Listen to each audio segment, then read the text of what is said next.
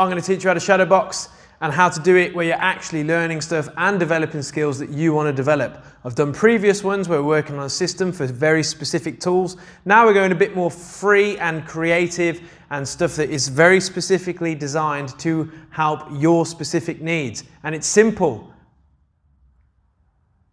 That's it. So let's say you're sparring and you find that you keep getting hits. So as a coach, I'd say that you need to stick to the jab more, defend their jab more, move your head around their punches, counter, move off after. That's the game plan that we're going for. So we've got our usual footwork, as in forwards, backwards, left and right in a conventional boxing stance. Jabs, jab defense, head movement around combos, counter shots, moving. 6 things.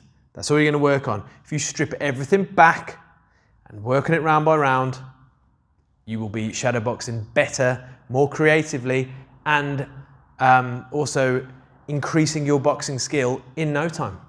So as I said, we've got 6 things to work on, which means we're going to do the rounds once, 2-minute rounds, 30 seconds rest. But you can 1, increase the rounds to 3 minutes, and 2, do every round twice, which you should if you want a minimum of 12 rounds. And there you get in your full fight length and a lot of reps of training. I highly recommend you do each round twice. We're just going to go through it once so that the video isn't 4 years long and you can get on with your life and day. And more importantly, get practicing some boxing. So round number 1, just footwork and jabbing. I'm going to imagine I'm in the ring here. I'm going to be moving around the outside. I'm going to be coming forward to the middle. I'm going to keep my hands high, working on whatever, I say keep your hands high, just work on whatever boxing stance you like. I usually am here or here, but hands high, up to you. I'm going to stick out jabs. I'm going to make sure every time I stick out a jab, it is as close to perfect as possible. Okay, I can double it, and we're just jabbing and moving for round 1, coming forwards. Okay, simple stuff.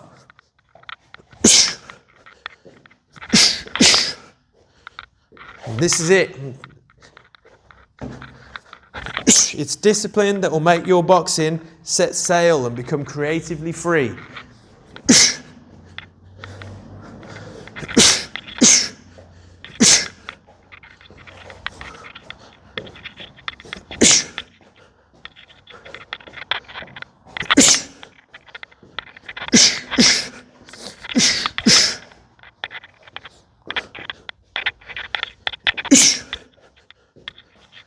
And now the important thing, and the thing people miss about shadowboxing, is that I'm engaging my brain.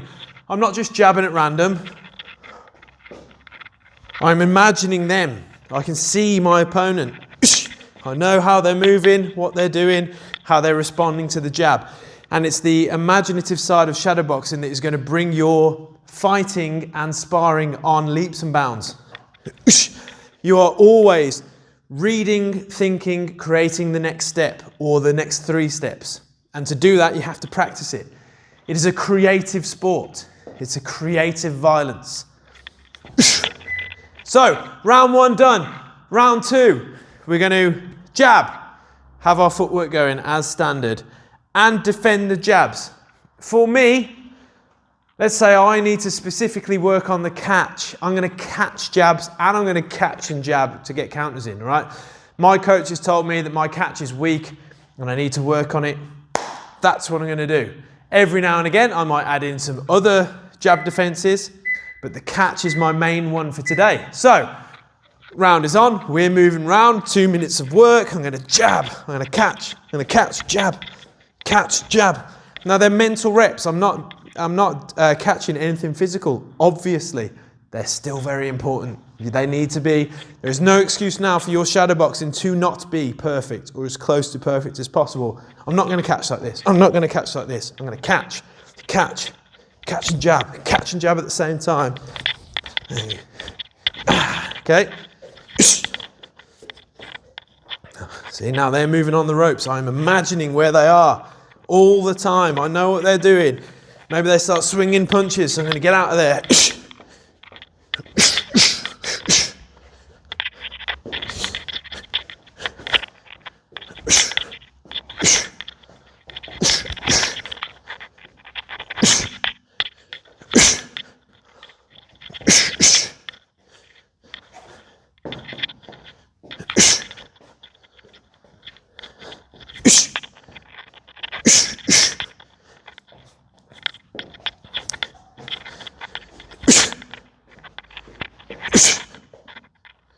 Now you watch the best shadow box. They don't shoe shine. They don't do a million fast things. When the cameras are on and it's a media workout, yeah, maybe. When it's actual progression in your boxing, there's none of that stupid stuff. Instagram, YouTube, Reels, short form, it's all destroying boxing. That's a bit extreme, but it's not good for boxing. You watch the best do it, and it is boring. It is basic. It's essential skills practiced a lot. Watch Naya Inouye, watch Devin Haney, watch them shadow box, man. It's different gravy. Time. So, jab defense. Now, every time I finish jabbing, they're winging in big hooks. Okay, I'm using my imagination now. This is maybe what I keep getting caught with in sparring. I'm jabbing and staying there. So I'm going to move my head around their punches, be it slips, be it rolls. Every time, most of the time where I finish jabbing, bah, bah, I'm going to move my head, okay? This is what my coach has told me I need to do. Or, as I spar and maybe my coach doesn't give me much detail or anything like that, I'm realising I'm getting hit after jabbing. I know I need to work on my head movement after I've initiated jabs. That's what I'm going to go now. I'm doing it now. I've got my generic footwork going. I've got my single jabs. Catching their jabs, maybe catching and jabbing at the same time, doubling up my jab, moving my head around their counter shots. Ha, ha.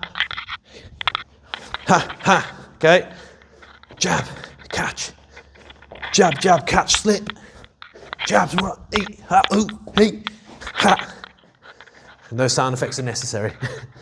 Ha, ha, ha, ha, ha, ha, ha.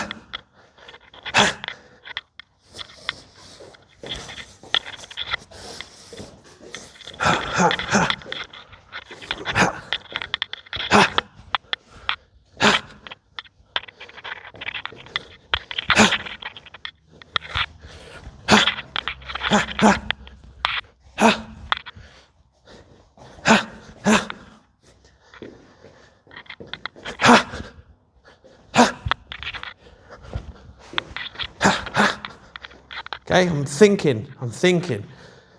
Every time I double jab, they're just trying to take my head off with hooks. Big winging hooks, totally fine. Maybe I'm, first few fights, first few white collar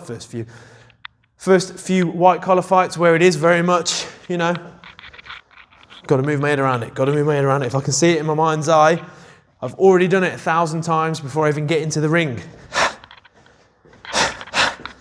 Again, it's imaginative, creative work in the brain. Getting reps, mental reps. So when it happens in the ring, I should have some instinct and know what to do straight away.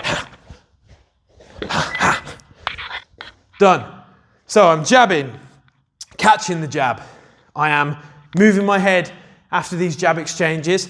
Now I'm going to make them miss and make them pay. I'm going to come back up. I'm going to hit them with a combo after I've moved my head. Okay? So I'm jabbing, I'm catching, I'm moving, I'm coming back up, hitting with a combo. Doesn't matter, could be 2 punches, could be 3 punches, could be 4 punches, could be 17, it won't be 17 punches. But I keep it short, keep it sweet, keep it simple. Realistic combos. Never say never, but you are never going to roll. It doesn't happen like that, okay?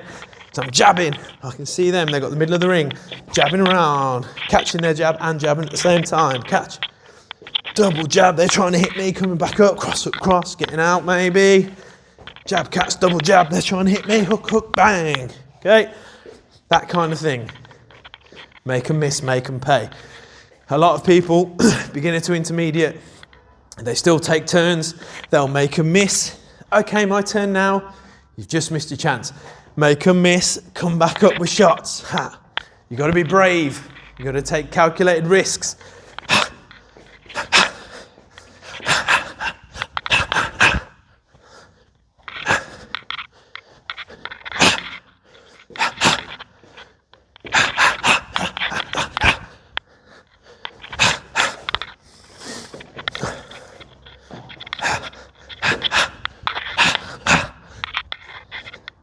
Doesn't need to be fast, doesn't need to be hard, it just needs to be good. Weirdly, I've had it before where people are saying, oh, you're hyperextending your elbows. You won't be able to do it for long. You need to short punch. No, no, no, no. Real, real, real. You're going to get terrible elbow injuries. 22 years in, never had an elbow injury.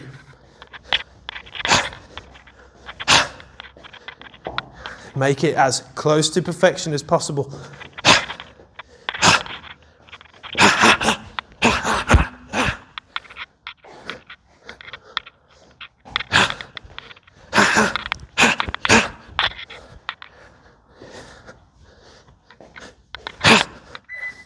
Time. So, we've got our generic footwork anyway. Got our jabs, jab defense, moving after our jab exchange, countering when we make the miss. Final round, I'm going to move off behind some jabs at the end of my combos to defensively reposition, and potentially, if we're taking turns like people normally do traditionally, me changing angle, creating a new angle, and punching them at the same time is going to stop them even being able to have a go. I'm stopping them from engaging with me when I don't want them to. So, if we're running through a scenario, I'm jabbing, they've jabbed me, I double jab them back, they try and take my head off, I slip across, I roll a hook, I come back with a double jab cross, they've shelled up their guard, I'm going to move to the left while jabbing their right glove to keep it occupied behind jabs, they can't hit me back. They're here, I've gone that way, they've relaxed, seen I'm over here, maybe I engage them again there. That's the kind of thing, that's the detail over time you'll be able to craft in your mind, and that's what's important. That is what is important. I've just done that. Maybe I'll just do a round of thinking of that scenario over and over again. I've done it 100 times. When I see it in sparring, I should be able to deliver it. Okay? Whack, catch, whack. Catch, whack, whack. Wah, ha, ha, ha, ha. Oh God. Okay, now we're back. Okay, that's the exact same thing. And I could see them in my brain. I know what's happening. Ha, ha, ha, ha, ha, ha, ha, ha, ha. Again, 3 jabs. Doesn't always have to be to the left. Okay, I could be here. Ha, catch. Catch, double jab. Ha, ha, ha, ha, ha, ha, ha, ha, ha.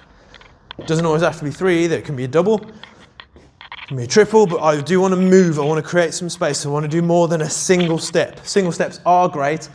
My coach has told me I need to fully reposition. Ha, ha, ha. Ha. Catch, double jab, move around their punches. Uppercut, hook, cross, jab, jab. And I'm running through scenarios in my head all the time. Ha, ha, ha, ha, ha.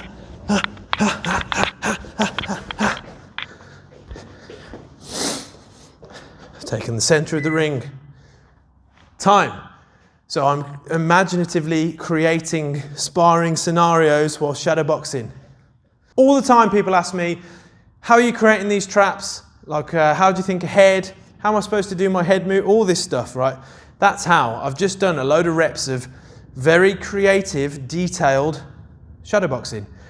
That, then on the bag, that, then on the pads, that, then in the ring, okay? It will transcend into your boxing. Half of the battle of being creative whilst creating violence on someone's face is that you've done it thousands of times before. I've just done thousands of reps of certain scenarios. Hopefully my instincts will start to kick in the ring where I'll see something, oh, I'll triple jab their glove to move to the right. I'll triple jab their glove to move to the left. I'm going to move my head around their shots, keeping an eye on them. I'm going to come back with counters.